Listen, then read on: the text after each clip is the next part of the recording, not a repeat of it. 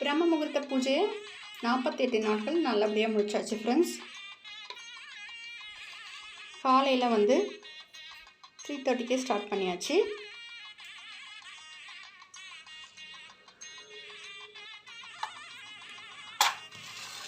Three 4 o'clock நம்ம எழுந்திருக்கணும். கொஞ்சம் கஷ்டமாக இருக்கும், அப்புறம் பழகிடும். ஃபஸ்ட்டு ஒரு 3 நாள் செஞ்சு பாருங்கள். அதுக்கப்புறம் ஒரு 21 நாட்கள், அப்புறம் 48 நாட்கள். ஃப்ரெண்ட்ஸ், நான் ஃபஸ்ட்டு ஒரு 40 நாள் செஞ்சேன், அப்புறம் முடியல. அதுக்கப்புறம் திருப்பி ஸ்டார்ட் பண்ணி 48 நாட்கள் நல்லபடியாக முடிச்சிட்டேன். பிரம்ம முகூர்த்த நேரம் காலை 3 மணிலேருந்து 5:30 மணிக்குள்ளார நாம் இந்த விளக்கை ஏற்றி முடிச்சிடணும்.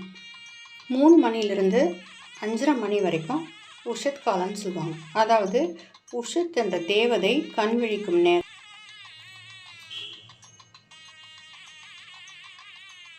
அதாவது சூரியன் உதிப்பதற்கு 45 நிமிடங்களுக்கு முன்பாக நாம் இந்த விளக்கை ஏற்றிவிட வேண்டும்.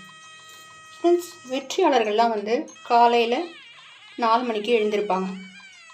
அதனால தான் அவங்களுக்கு வெற்றி கிடைக்குதுன்னு சொல்லுவாங்க. காலையில் எழுந்தால் வெற்றி கிடைக்கும் என்ற போது நாம் எழுந்து விளக்கு ஏற்றோம்னா எவ்வளோ பலன்கள் கிடைக்கும் நமக்கு. ஃப்ரெண்ட்ஸ், அதில் பாதியாகவே கிடைக்கும். கண்டிப்பாக இந்த பிரம்ம முகூர்த்த பூஜையை செய்யுங்க ஃப்ரெண்ட்ஸ். இது மார்கழி மாதம்தான் நிறைய பேர் செய்வாங்க. காலையில் எழுந்து நாம் எப்போ முடியுதோ நாம் செய்யலாம். ஒரு 9 நாள் செஞ்சு பாருங்கள். அதுக்கப்புறம் 21 நாட்கள், 48 நாட்கள் செய்யுங்க. ஒரு மண்டலம் செஞ்சால் நமக்கு எல்லா வித சௌபாக்கியங்களும் கிடைக்கும்னு சொல்லுவாங்க. எது நம்ம வேண்டுதல் வச்சுருக்கோமோ கண்டிப்பாக நடக்கும். இந்த யூனிவர்ஸ் நமக்கு அதை திருப்பி கொடுக்கும். அதாவது இந்த அமைதியான நேரத்தில் எந்த தோஷங்களும் இருக்காது. நாம் எது வேண்டிக்கிட்டோமோ அது போய் அந்த யூனிவர்ஸ் கிட்ட போய் சேரும். வெள்ளி செவ்வாய்களில் நாம் பஞ்சகவ்ய விளக்கை ஏற்றலாம். பஞ்சகவ்ய விளக்கை பற்றி உங்கள் எல்லாருக்கும் தெரியும் ஃப்ரெண்ட்ஸ். இது பசுமாட்டின் 5 பொருட்கள் இருந்து எடுக்கப்படுகிறது. இது அப்படியே மலையேறிடும் ஃப்ரெண்ட்ஸ். இதில் நெய் விட்டு பஞ்சத்திரி போட்டு நாம் ஏற்றினோம்னா அது அப்படியே மலையேறிடும். அதுக்கப்புறமா நாம் இந்த விபூதியாக இட்டுக்கலாம். டெய்லி 30 முக்கோடி தேவர்களும் இந்த காலை நேரத்தில் எழுந்து நாம் இந்த பிரம்ம முகூர்த்தத்தில் விளக்கேற்றினோம்னா கண்டிப்பாக ஆசீர்வதிப்பதாக ஐதீகம் ஃப்ரெண்ட்ஸ்.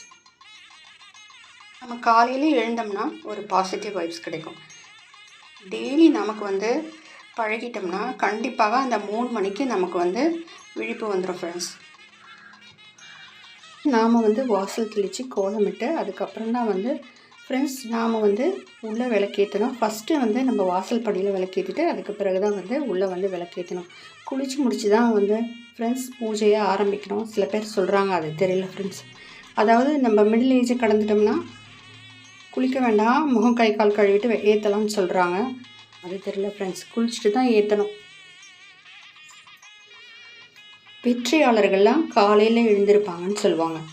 காலையில் எழுந்தால் வெற்றி கிடைக்கும் போது நாம் காலையில் எழுந்து விளக்கு ஏற்றினோம்னா எவ்வளோ வெற்றிகள் கிடைக்கும் பாருங்கள், எவ்வளோ நன்மைகள் கிடைக்கும் நமக்கு.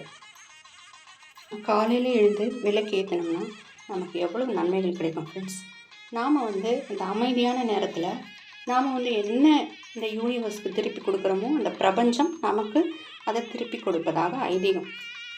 காலையில் எந்த தோஷமும் இல்லை, நல்ல நேரம். ஏதாவது நாம் நல்ல விஷயத்தை ஆரம்பிக்கும் போது கூட காலையில் 5:30 மணிக்குள்ளார ஆரம்பிப்பாங்க நம்ம வீட்டு பெரியவங்களாம் ஃப்ரெண்ட்ஸ். அதே மாதிரி வீடுகளில் நாம் ஒரு கைப்பிடி அளவு தான் விக்கிரகங்களை வச்சுக்கணும். பெருசாலாம் வச்சுக்கக்கூடாதுன்னு சொல்லுவாங்க ஃப்ரெண்ட்ஸ். ஏன்னா நாம் அந்த விக்கிரகங்களுக்கு டெய்லி பூஜை புனஸ்காரங்கள்லாம் செய்யணும்னு சொல்லுவாங்க. அந்த காலத்துலலாம் படம் தான் வச்சு பூஜை பண்ணாங்க. இப்போ எல்லோரும் விக்கிரகங்கள் வச்சுருக்காங்க. இப்போ முருகப்பெருமானை நிறைய பேர் வழிபடுறாங்க. அதுக்கப்புறம் வராகி அம்மன் சொல்கிறாங்க. அதை பற்றி தெரியல ஃப்ரெண்ட்ஸ். ஆனால் முருகனை வழிபட்டால், அப்பனை வழிபட்டால் எல்லா வித நன்மைகளும் நமக்கு கிடைக்கும். நம்ம என்ன வேண்டிக்கிட்டாலும் அது நடக்கும்னு சொல்லுவாங்க. அதுவும் இந்த பிரம்ம முகூர்த்தத்தில் எழுந்து நாம் வேண்டுதலை நிறுத்தி எந்த வேண்டுதல் இருந்தாலும் வேண்டிக்கிட்டு அதுக்கப்புறமா நாம் வழிபாட்டை மேற்கொண்டோம்னா கண்டிப்பாக நிச்சயமாக நடக்கும். முதல்ல நம்ம குல தெய்வத்தை வேண்டிக்கிட்டு அதுக்கப்புறம் விநாயகர் பெருமானை வேண்டிக்கிட்டு நாம் 5:30 மணிக்குள்ளார இந்த பூஜையை முடிச்சிடணும். பிரசாதம் நாம் காலையில் எதுவும் செய்ய முடியாது. பால் பழங்கள் வச்சு இல்லை ட்ரை ஃப்ரூட்ஸ் வச்சு நம்ம பூஜையை முடிச்சுட்டு அப்புறம் என்ன செய்கிறோமோ அதை வச்சு நம்ம படைச்சிக்கலாம். 5:30 மணிக்கு மேலே நாம் தூங்காமல் மற்ற வேலைகளையும் நாம் செய்யலாம். மதியம் வேணால் நம்ம வந்து ரெஸ்ட் எடுத்துக்கலாம் ஃப்ரெண்ட்ஸ். நாம் வந்து இந்த பிரம்ம முகூர்த்தத்தில் எது வேண்டிக்கிட்டாலும் கண்டிப்பாக நிச்சயமாக நடக்கும் ஃப்ரெண்ட்ஸ். நாம் வந்து பக்தியோடு உண்மையோடு நாம் வேண்டிக்கிட்டோம்னா நிச்சயமாக நடக்கும் ஃப்ரெண்ட்ஸ். பசங்களோட படிப்புக்கு வந்து அயக்ரீவர், அதுக்கப்புறம் வந்து லக்ஷ்மி நரசிம்மர் கூட நாம் வேண்டிக்கலாம். லக்ஷ்மி நரசிம்மர் கூட ரொம்ப சக்தி வாய்ந்தவர் சொல்லுவாங்க ஃப்ரெண்ட்ஸ். வேண்டிக்கிட்டால் நிச்சயமாக நடக்கும்.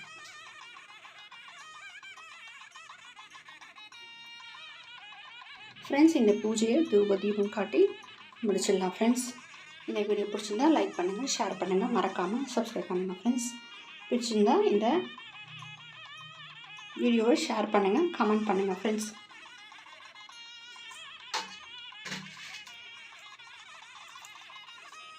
பாருங்கள், இந்த பஞ்சகவி விளக்கு ஃபுல்லாக எரிஞ்சு மலையேறிச்சு பாருங்கள், சாம்பல் ஆகுது. இது வந்து நம்ம டெய்லி நிறுத்திக்கிட்டுக்கலாம். நாம் வந்து டெய்லி விளக்கு அந்த விளக்கு ஏற்றணும் இல்லை ஃப்ரெண்ட்ஸ். நாம் வந்து செவ்வாய் வெள்ளியில் நம்ம அந்த பஞ்சகவி விளக்கை ஏற்றலாம். இது கடைகளில் கிடைக்குது.